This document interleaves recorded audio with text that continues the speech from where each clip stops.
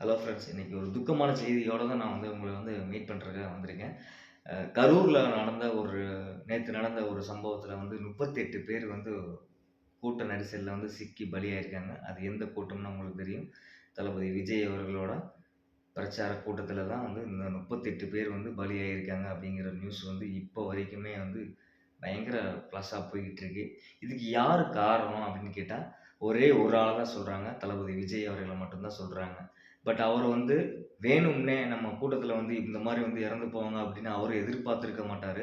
பட்டு இதுக்கெல்லாம் யாரு காரணம் அப்படின்னு கேட்டீங்கன்னா, புட்டு புட்டு வைக்கிறாங்க நம்ம தமிழ்நாடு மக்கள். அந்த கூட்டத்தில இருந்தவங்களே சொல்றாங்க. இதுக்கு எல்லாமே திமுக தான் காரணம். நம்ம அரசியல் டாபிக் ஏன் இந்த மாரி பேசுறோம் அப்படின்னு கேட்டீங்கன்னா, அ 38 பேர் பலியாகியிருக்காங்க அப்படின்னா, அதுக்கான ஒரு வீடியோ அவேர்னஸ் நாங்க குடுக்குறது தான் சரியான முறை. நான் அதுக்கான ஒரு வீடியோவ தான் உங்களுக்கு சொல்லிட்டு இருக்கேன். பட் இப்போ இந்த திமுக ஏன் இந்த மாரி வேலைகள்லாம் பண்ணிட்டு இருக்காங்க அப்படின்னு கேட்டீங்கன்னா, இதுக்கு முன்னாடி ஒரு 2 வாரமா பார்த்தீங்கன்னா விஜய் நெறைய மாநாட்டுக்கு போயிட்டு இருக்காப்புல. விஜய் அண்ணா எல்லா மாநாட்டுக்குமே போயிட்டு இருக்காப்புல. எல்லா ஊருக்குமே போயிட்டு வந்தாப்புல. இப்போ கிட்டத்தட்ட நாகப்பட்டினம் போயிட்டு வந்தாரு. திருவாரூர் போயிட்டு வந்தாரு. திருச்சி போயிட்டு வந்தாரு. பெரம்பலூர், அரியலூர் எல்லா ஊருக்கும் போயிட்டு வந்தாரு. எல்லா ஊர்லயுமே இதே மாரி கூட்டம் தான். இத விட கொஞ்சம் ஜாஸ்தி தான் இருக்குமே தவிர, கம்மியா இருக்காது. இன்னைக்கு இந்த கரூர் மாவட்டத்துல இந்த மாரி கூட்ட நெரிசல்ல சிக்கி 38 பேர் பலியாகுறதுக்கு காரணம் என்ன? இது எல்லாமே திமுகவோட ஒரு சதி வேலை தான் அப்படின்னு நான் நினைக்கிறேங்க. இப்போ இதுக்கு முன்னாடி பார்த்தீங்கன்னா இந்த ஆம்புலன்ஸ் வசதியோ, இல்ல தண்ணீர் பாட்டில் வசதியோ எந்த ஒரு பிரச்சார கூட்டத்திலுமே அ அறிமுகப்படுத்தல. நம்ம தாவேக்கா தொண்டர்களும் சரி, நம்ம தாவேக்கா நிர்வாகிகள் எதுவுமே அறிவிக்கப்படையல. இப்போ இந்த கரூர் மாவட்டத்தில இருந்து தான், கரூர், நாமக்கல் மாவட்டத்தில இருந்து தான் இந்த தண்ணீர் பாட்டிலு, இந்த மாரி முதலுதவிகள் செய்ற ஆம்புலன்ஸ் எல்லாமே கொண்டு வர்றாங்க. இப்போ இந்த மாரி கொண்டு வரும்போது இந்த மாரி நடக்குது அப்டின்னா, இது யார் திட்டமிட்ட சதி? நீங்களே யோசிச்சு பாருங்க மக்களே! திமுக பயங்கரமான வேலையெல்லாம் பார்த்துட்டு இருக்காங்க. இது ரொம்ப ரொம்ப மோசமான வேலை. மக்கள பலி குடுக்குறதுக்கான ஒரு வேலைய கூட செய்ய தயங்க மாட்டாங்க அப்படிங்கிறது இந்த பிரச்சார கூட்டத்தில நிரூபிச்சிருக்காங்க. ஏன்னு கேட்டீங்கன்னா, ஆ செந்தில் பாலாஜி பார்த்தீங்கன்னா, கரெக்ட்டா அந்த கூட்ட நெரிசல்ல இறந்து போறதுக்கு முன்னாடி, அந்த ஆம்புலன்ஸ் அங்க ஹாஸ்பிட்டலுக்கு வர்றதுக்கு முன்னாடியே இந்த செந்தில் பாலாஜி போய் நிக்கிறாப்புல 8 மணிக்கே. தளபதி 7 மணிக்கு பிரச்சாரத்த முடிச்சுட்டு, அவரு ஊருக்கு கிளம்பிட்டாப்புல. 7 மணி 7:30 இருக்கும். கிளம்பிட்டாப்புல. இவரு 8 மணிக்கு கரெக்ட்டா கவர்மெண்ட் ஹாஸ்பிட்டல்ல நிக்கிறாப்புல. எத்தன பாடி வருது? எத்தன பேர் செத்து போயிருக்காங்க? அப்படின்னு எண்ணுறதுக்காக நின்னுட்டு இருக்கான் அந்த செந்தில் பாலாஜி நாய். இவனெல்லாம் என்ன பண்ணலாம்னு நீங்களே சொல்லுங்க. செந்தில் பாலாஜி எல்லாம் இத விட மோசமான ஒரு அரசியல்லாம் பண்ணியிருக்கான். எல்லாருக்குமே தெரிஞ்ச விஷயம் தான். திமுக எல்லா இடத்துலயுமே தூக்கி கொண்டு போய் நிப்பாட்டுறது இவன் செந்தில் பாலாஜி தான் அப்படின்னு சொல்லி நம்ம தளபதி நாமக்கல்லே சொல்லிட்டாப்புல. நாமக்கல்ல சொன்ன உடனே இவன் உஷாராகி, இவன் நைட்டு என்ன பண்ணலாம்னு பிளான் பண்ணி இந்த 38 பேர போட்டு தள்ளியிருக்காங்க. நம்ம தமிழ்நாட்டு மக்கள் 38 பேர போட்டு தள்ள செந்தில் பாலாஜி தாங்க. வேற எவனுமே கிடையாதுங்க. தளபதிலாம் இதுல காரணம் சொல்லவே முடியாதுங்க. நீங்க என்ன தப்பா நினைச்சாலும் பரவாயில்லங்க. நீங்க நான் தளபதிக்கு சப்போர்ட்டா நிக்கிறேன். இதுலருந்து டிவிகேக்கு சப்போர்ட்டா நிக்கிறேன் நானு. டிவிகே கட்சியில அவர் உண்மைய தான் சொல்றாரு, உரக்க தான் சொல்றாரு. ஆனா, இந்த செந்தில் பாலாஜி நாய் மாதிரி ஒரு கோலத்தனமான ஒரு வேலைய அவர் பார்க்கலையே. அவர் சொந்த உழைப்புல வராரு, சொந்த உழைப்புல அவரு செய்றாரு. அவரு மக்களுக்கு ஏதோ ஒரு நல்லது செய்யணும் அப்படிங்கிற ஒரு ஆர்வத்துல வராரு. அத நம்ம ஆதரிக்கணும். அவ்வளோதான். இத விட்டு போட்டு அவர கண்டிப்பா யாருக்காக இருந்தாலுமே நம்மளோட ஒருத்தன் மக்களோட சேர்ந்து நம்மள காலி பண்ண போறானே அப்படின்ற ஒரு பயம் இருக்கும். அது எப்படி சமாளிக்கணும்? ஒரு ஆம்பளையா இருந்தா அவன் எப்படி சமாளிக்கணும்? அப்படி சமாளிச்சிருக்கணும். ஆனா அந்த மக்களோட உயிர்ல விளையாடி இருக்கான் பாரு, அந்த செந்தில் பாலாஜி, இந்த ஸ்டாலினையும் சேர்த்துக்கிட்டு, கூடிய சீக்கிரம் அவங்களுக்கு அழிவு காலம் நெருங்கிருச்சு.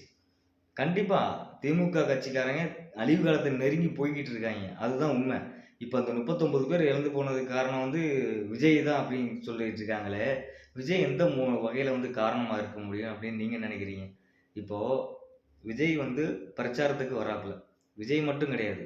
விஜய் கட்சி ஆரம்பிச்ச எல்லாருமே எடப்பாடி பழனிசாமி, சீமானு, அண்ணாமலை, அப்புறம் ஸ்டாலினு எல்லாருமே வந்துட்டு இருக்காய்ங்க. எல்லாருமே பிரச்சாரத்துக்கு வராம இருப்பாங்களா? எல்லாருமே தான் பிரச்சாரத்துக்கு வர்றாய்ங்க. பட் இவங்களுக்கு மட்டும் ஏன் இந்த மாதிரி கூட்டம் சேருது அப்படிங்கிறது அவங்களுக்கே தெரியல. ஏன்னு கேட்டால், நம்ம விஜய்க்கு வந்து பார்க்கணும் அப்படின்ற வந்து வர்ற கூட்டம் வந்து தனியாக ஒரு கூட்டம் இருக்குது. அவங்களோட கட்சியில் சேர்ந்த நிர்வாகிகள் கூட்டம் அப்படிங்கிறது வந்து ஒரு தனியாக ஒரு கூட்டம் இருக்குது. இந்த மாதிரி 2 கூட்டமும் சேரும்பொழுது ஒரு பிரம்மாண்டமான ஒரு கூட்டமாக வந்து தெரியுது அவங்களுக்கு வந்து. இந்த கூட்டமெல்லாம் கண்டிப்பாக ஓட்டா மாறிடும் அப்படிங்கிற ஒரு பயத்தில் அவங்களால வந்து அடுத்த ஆட்சியை நம்மளை பிடிக்கவும் முடியாது அப்படின்ற ஒரு பயங்கரமான ஒரு ஈகோல இந்த மாதிரி சல்லித்தனமான ஒரு என்ன சொல்றது, மக்களோட உயிரில் வந்து விளையாடி இருக்கானுங்க. கண்டிப்பாக சொல்கிறேன், திமுக ஆட்சி கண்டிப்பாக வந்து தமிழ்நாட்டுக்கு நல்ல ஆட்சியை கொடுக்கவே கொடுக்காது. திமுகவை நம்பிக்கிட்டு இருக்கிற எவனாக இருந்தாலும் சரி, சத்தியமாக சொல்கிறேன், உன் குடும்பம் அழியும் போது தான்டா உனக்கு தெரியும். உன் குடும்பம் நடுத்தெருவில் நிற்கும் போது தான்டா உனக்கு தெரியும். இந்த திமுக ஆட்சி எதுக்கு நம்ம வந்து செலக்ட் பண்ணோம், இந்த திமுக ஆட்சி நமக்கு தேவையே இல்லை அப்படிங்கிறத தூக்கி போடுறதுக்கு உன் குடும்பத்தில் ஒரு நிலைமை வரும்போது தான் உனக்கு தெரியும். இப்போ இன்னைக்கு 38 பேர் இறந்து போனதோட வலி எனக்கு தெரியும். எனக்கு மனசு தாங்க முடியல என்னால். அதே மாதிரி தான் தளபதிக்கும் இருக்கும். என்ன மாதிரி ஒரு சூழ்நிலையில் வந்து நம்ம பேசிட்டு வந்தோம். பேசிட்டு வர்றதுக்குள்ள இத்தனை பேர் இறந்து போயிருக்காங்க அப்படிங்கிற ஒரு நியூஸ் கேள்விப்பட்டு எவ்வளோ பதறி இருப்பாப்புல, எவ்வளோ மனசு உடஞ்சி போயிருப்பாப்புல. யோசிச்சு பாருங்க. அவர் அப்படி நினைக்கக்கூடிய ஆளு கிடையாதுங்க. அவர் வந்து அப்படி செய்யக்கூடிய ஆளும் கிடையாது. ஏன்னா நான் சின்ன வயசுலேருந்து தளபதி ஃபேன் தான். நான் வந்து விஜய் கட்சியில் தான் இருக்கேன். விஜயோட டிவிகே கட்சியில் தான் நான் இருக்கேன். அவர் அந்த மாதிரி பண்ணக்கூடிய ஆள் கிடையாதுங்க. ஆனால் இந்த திமுக நாய்ங்கெல்லாம் சேர்ந்துக்கிட்டு இந்த செந்தில் பாலாஜியை பயங்கரமான மோசமான ஒரு திருடன், அவனை மாதிரி நடிக்கிறதுக்கு நடிப்புல எம்ஜிஆர், சிவாஜி எல்லாம் தோற்று போயிடுவாங்க. அவனை வந்து நம்பாதீங்க. திமுக போடுற நாடகத்தை நம்பாதீங்க. தயவு செஞ்சு சொல்கிற மக்களே, இந்த வீடியோ பார்த்து எல்லாருமே தெளிவாய்க்குங்க. நேற்று நைட்டு இருந்து தூக்கம் இல்லை எனக்கு. நைட்டு இப்போ மணி 3 மணி ஆகுது. செய்தி கேட்டு கேட்டு கேட்டு கேட்டு அப்படியே மனசெல்லாம் நொந்து போய் நான் பேசிகிட்டு இருக்கேன். இதுக்கு தளபதி ஒருபோதும் காரணமாக நீங்கள் ஏற்றுக்கவே முடியாது. ஏன்னு கேளுங்க, அவருக்கு என்ன பண்ணார்? அவர் எல்லா வசதியுமே பண்ணி வச்சுருக்காப்புல. போன பிரச்சாரத்தை விட இந்த பிரச்சாரத்துக்கு 3, 4, 10 ஆம்புலன்ஸ் பக்கத்தில் நிப்பாட்டி வச்சிருக்காப்புல. வாட்டர் பாட்டில் அள்ளி அள்ளி போட்டிருக்காப்புல. எல்லாமே கரெக்டாக பண்ணியிருக்காப்புல. இந்த இந்த உயிர் போகிற நிலைமையிலையும் ஆம்புலன்ஸு ஒரு அவசரமாக கூப்பிட்றாங்க. போலீஸ்காரங்களாம் தடுத்துருக்காங்க. அந்த ஆம்புலன்ஸுக்கார டிரைவரெல்லாம் போட்டு அடிச்சிருக்காங்க.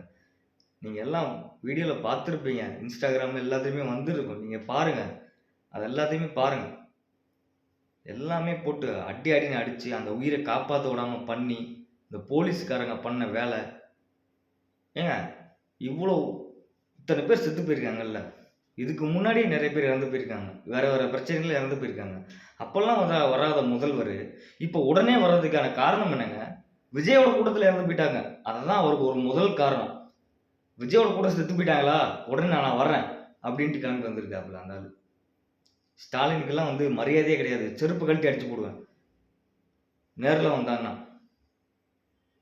அந்த மாதிரி வந்து வேற பிரச்சனைக்கு போக மாட்டேதானே, உடனுக்குடனே போக மாட்டேதானே அவன். இந்த பிரச்சனை நடந்துச்சு அப்படின்னு தெரிஞ்ச உடனே அப்படியே பத்திக்கிட்டு எரிஞ்சு வந்துட்டு மக்கள் மேலே அப்படியே பாசத்தை கொளிகிறாரு, பாசத்தை பொடிஞ்சு கொட்டுறாரு அப்படியே. எதுக்கு? ஏன்னா விஜயோட கூட்டத்தில் வந்து இவன் இறந்து போயிட்டான் அப்படின்னு சொல்லி தெரிய வைக்கணும், மக்களுக்கு தெரிய வைக்கணும். 10 லட்ச ரூபா வந்து நிவாரண உதவி வந்து அறிவிக்கிறான், உடனே அறிவிக்கிறான். இதெல்லாம் மக்களே நீங்கள் நல்லா புரிஞ்சுக்குங்க. இதெல்லாம் என்ன பண்ணுறாங்க, ஏது பண்ணுறாங்க அப்படிங்கிறது உங்களுக்கு நான் சொல்லி உங்களுக்கு புரியணுமா? உங்களுக்கு தெரியாதா? எத்தனையோ வீடியோ பார்க்குறீங்க, எத்தனையோ இன்ஸ்டாகிராமை பார்த்து பேசுகிறீங்க, பார்க்குறீங்க. உங்களுக்கு தெரியாதா? நான் சொல்லி தான் உங்களுக்கு தெரியணுமா? யோசிச்சு பாருங்க. 2026 இவங்களோட மோசமான ஆட்களை நீங்கள் ஆட்சியில் உட்கார வச்சிங்க அப்படின்னா கண்டிப்பாக உங்களை யாருமே காப்பாற்ற முடியாது. நான் கண்டிப்பாக சொல்கிறேன், என்னோட ஓட்டு சரி, என்னோட குடும்பத்தில் இருக்க ஓட்டும் சரி, எல்லாருமே வந்து விஜய்க்கு தான் நாங்கள் போடுவோம். விஜய் வந்து எந்த தப்புமே அவர் இந்த மாதிரி நடக்கும் அப்படின்னு நினச்சி அவர் வரவே கிடையாது. இந்த மாதிரிலாம் நடக்கும் அப்படின்னு நினச்சி அவர் வந்திருக்காரா? நாமக்கல்லில் எத்தனை மணிக்கு பேசினார்? கரூரில் எத்தனை மணிக்கு பேசியிருக்காரு? நோட் பண்ணி பாருங்கள். கரூரில் பேசுகிறதுக்கு அனுமதி கேட்டது வந்து 2 மணிக்கு அனுமதி கேட்டிருக்காப்புல. 12 to 2 மணிக்கு. ஆனால் இவங்க கொடுத்த அனுமதி, இவங்க கொடுத்த பாதுகாப்பில் அவர் 7 மணிக்கு தான் பேசியிருக்காப்புல. 7 மணிக்கு தான் பேசியே முடிச்சிருக்காப்புல. அப்போ நீங்கள் எந்த அளவுக்கு பாதுகாப்பு கொடுத்துருக்காங்க அப்படின்னு பாருங்க. அவரே ஒரு கூட்டம், அந்த கூட்டத்திலே சொல்லியிருக்காரு, போலீஸ் வந்து மக்களை பார்த்து தான் பயப்படணும், நீங்கள் வந்து ஆட்சியாளர்களை பார்த்து பயப்படுறது ரொம்ப ரொம்ப தப்புங்க அப்படின்னு சொல்லி தளபதியே இந்த இந்த மீட்டிங்கில் சொல்லியிருக்காப்புல, இந்த கரூர் மீட்டிங்கில் சொல்லியிருக்காப்புல. நீங்கள் நல்லா நோட் பண்ணி பாருங்கள். தயவு செஞ்சு சொல்கிறேன், இதுக்கு மேலே நீங்கள் திமுக ஆட்சியை நம்பி போனீங்க அப்படின்னா உங்களை காப்பாற்றுறதுக்கு இந்த ஆண்டவனாலையும் முடியாது, யாராலையும் முடியாது. உண்மை என்னன்னு தெரிஞ்சுக்குங்க. அதுக்காக தான் இந்த வீடியோ வந்து நான் போடுறேன். நான் வந்து டிவிகே கட்சி தான். இதுக்கு மேலே வர்ற ஒவ்வொரு வீடியோவுமே வந்து டிவிகே பற்றியும் வரும், அரசியல் பற்றியும் வரும். Thank you friends.